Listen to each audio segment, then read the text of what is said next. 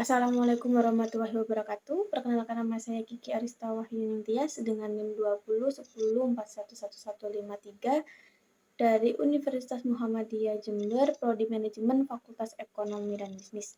Di sini saya akan mempresentasikan mengenai sistem manajemen kinerja pada Donat Madu. Langsung saja pada definisi sistem manajemen kinerja, yaitu dalam sebuah perusahaan, karyawan merupakan aset terpenting yang dimiliki perusahaan.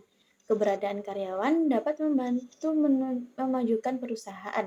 Namun, hal tersebut tergantung pada kinerja karyawan itu sendiri.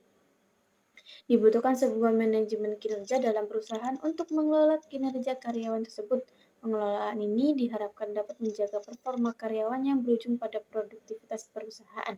Manajemen kinerja atau performance management adalah alat manajemen perusahaan yang membantu manajer memantau dan mengevaluasi pekerjaan karyawan. Sasaran manajemen kinerja adalah untuk menciptakan lingkungan di mana orang dapat melakukan yang terbaik dari kemampuan mereka untuk menghasilkan pekerjaan dengan kualitas terbaik secara paling efisien dan efektif. Donat Cihanjuang terletak di Jalan Kampung Kalawi, Kelurahan Lubuk Linta, Kecamatan Kuranji, Kota Padang, Sumatera Barat. Ini merupakan franchise yang didirikan oleh Bapak Yuwirdi pada tahun 2015. Donat Madu Cihanjuang memiliki rasa yang tak kalah lezat juga dibandingkan dengan donat-donat lainnya. Rasa manis dan sedikit gurih dengan adonannya yang lebih kenyal dibandingkan dengan donat lainnya. Kenyalan yang dirasa di lidah berasal dari campuran madu di dalam donatnya. Visi dan misi perusahaan pada Donat Cihanjuang, yaitu toko donat madu berkeinginan menjadi penyedia santapan siap saji terdepan yang enak, sehat, bergizi, halal, dan paling dipilih di Indonesia, terutama di Padang.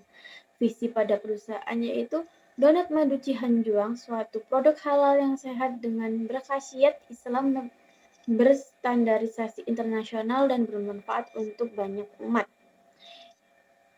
Yang kedua yaitu misi. Pada misinya tersebut yaitu Donat Madu Cihanjuang memiliki ikon donat Indonesia yang mendunia.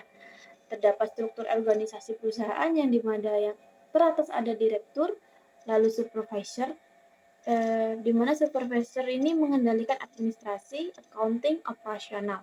Pada accountingnya terdapat kasir dan operasional terdapat marketing, baker, dan kreatif topping.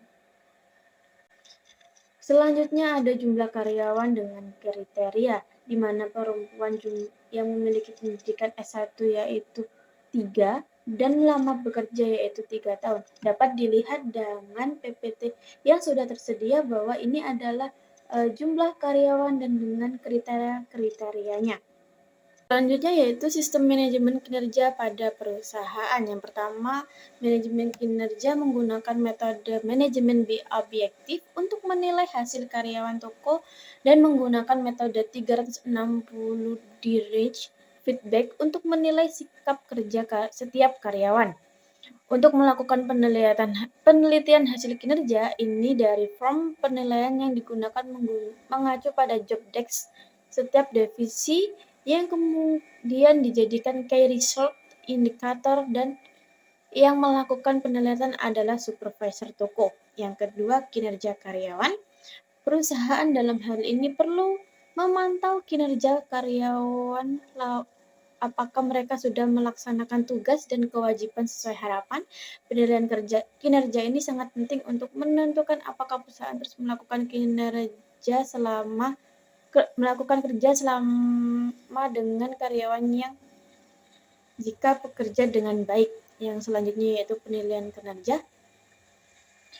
Kinerja karyawan merupakan pendekatan terpadu untuk mendapatkan dan mempertahankan output yang berkualitas tinggi, fokus terhadap penilaian, perbaikan, dan berkelanjutan, memecah kegagalan di semua level dan fungsi perusahaan dalam rangka memenuhi atau melampaui harapan konsumen. Yang selanjutnya ada pelatihan dan perkembangan, yang dimana yaitu adanya performance appraisal karyawan tetap.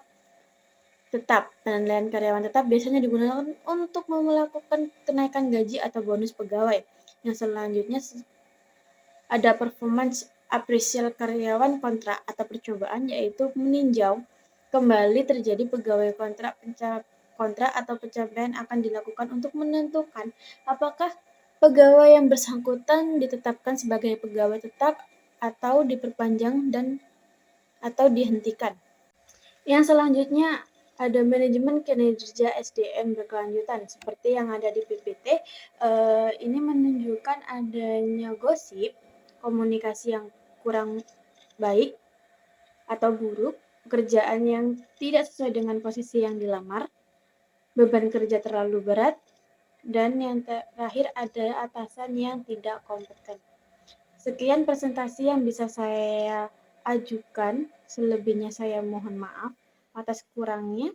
Saya undur diri. Wassalamualaikum warahmatullahi wabarakatuh.